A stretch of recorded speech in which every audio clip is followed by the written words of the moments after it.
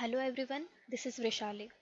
In my last lectures, we learn about Unit 1, that is Introduction of Machine Learning, Unit 2, Classification, and also some points in Unit 3, that is Cost Function, Concept of Regression, Least Square Method.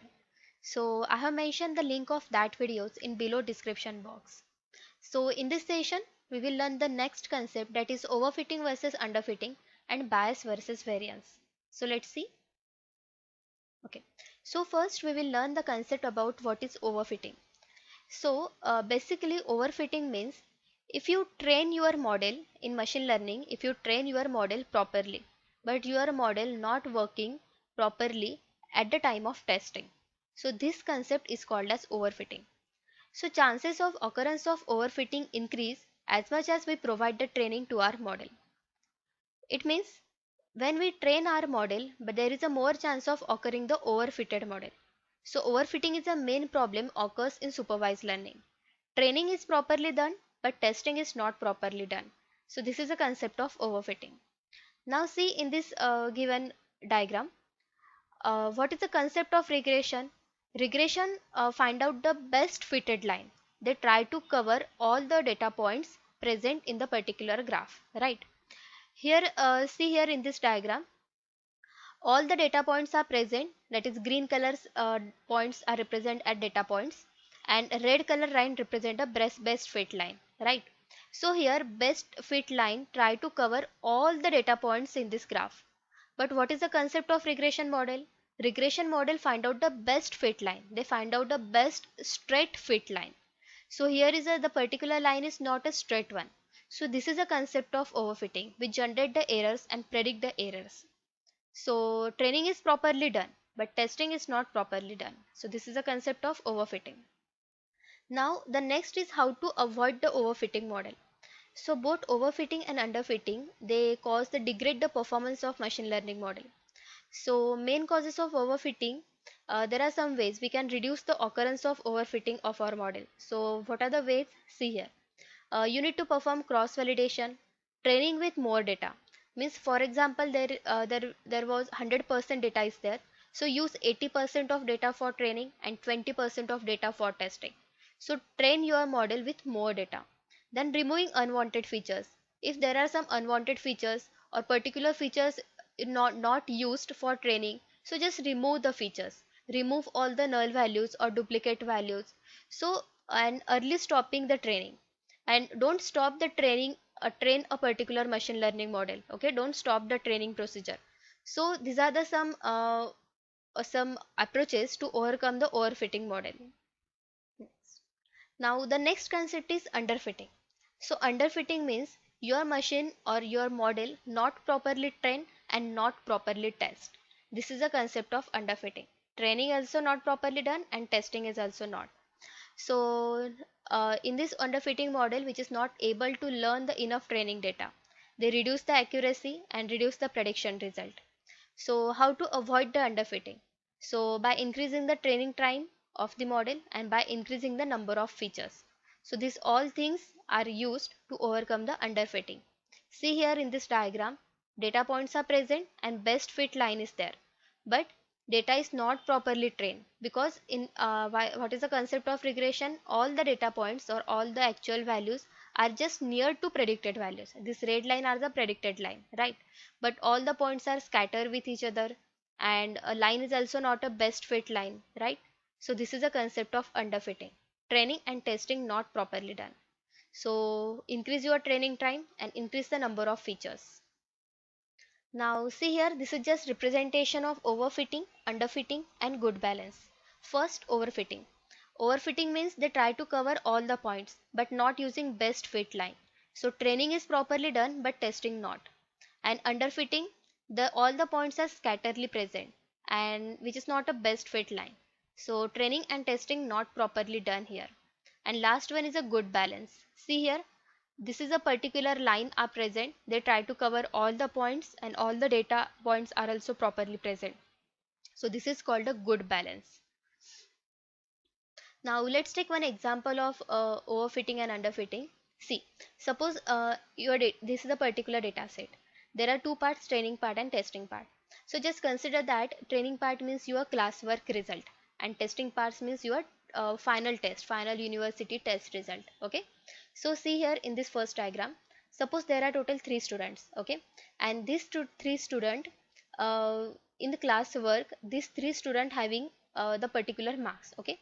The first student use guessing approach, they having 50 marks. The second student, the particular student know each and everything, so they having 98% chance. Okay. And last student, that is third one, the problem solving approach is used for solving the class test, so they are having 92% marks. Okay. So according the features, they having the particular marks in class test. Now third approach is in semester exam. So semester exam is for your university exam, right? So in university exam, the first student also solve the paper by using guessing.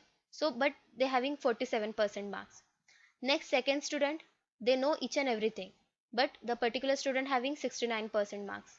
And third student having problem solving approach. So at that time, the particular student should having 89% marks in semester exam.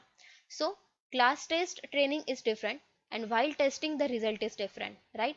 So what is the outcome of this example? See, first student use guessing approach. That's why their result is low, right? So class test 50% mark, test is 47% mark. Means the particular student not interested in learning, right? So this is called as underfitting, training and testing not properly done. The second student know each and everything, so at that time they memorize each and everything, they memorize the or remember the particular things in your class test and semester exam. So their class test marks is 98%, but university semester exam paper is different, so their test marks is 69%. So this is called as overfitting, means train properly but not test properly. And last one, use the problem solving approach or conceptual learning. So at that time their class test marks is 92 and test marks is also 89. So this is called as best fit, means training and testing is accurately done. So this is just sample example of overfitting and underfitting. Now next concept is bias versus variance. So what exactly bias? Bias means gap between actual value of the model and predicted value of the model. So the gap between actual value and predicted value, this is called as bias. And variance means if the data is grouply present or scatterly present, that will be identified by the variance. So bias has two types, high bias and low bias. High bias means predicted value is a far away from actual value, and low bias means predicted value near to actual value. Okay, far away and near. Next, variance again has two types. Low variance means all the points are not scattered with each other, means grouply present, that is low variance. And high variance means all the points are scattered with each other, so this is called as high variance. Now let's see in this diagram the relation between bias and variance. See, the first one is a low bias in first diagram, low bias and low variance. So at that time your actual value is just near to predicted value, right? And all the data are present with group which is the other, right? All the blue color data points are present in grouply. So this is the highest accuracy model. They fulfill the every condition. So low bias and low variance is the best one. Now second diagram, low bias and high variance. So low bias means actual value, blue color dots are actual value, and this brown color dot is a predicted value. Okay, but actual value is far away from the predicted value, right? And next one is the high variance. High variance means all the scatter with each other, right? All the points are scattered with each other, so this is not accurate.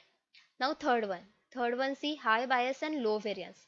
So high bias means predicted value is a far away from actual value. See, there is a lot of difference between actual value and predicted value. This is a central point, right? And this is our target. And low variance means all the values are present in group but not on the predicted value, so this is not a generate accurate result. And last one is high bias and high variance. So high bias means far away from predicted value and also scatter with each other, right? So we generate 0% accurate result. So this is a concept of variance and bias. So here high bias is called as underfitting and high variance is called as overfitting. So which one is best? Low bias and low variance. This concept is best.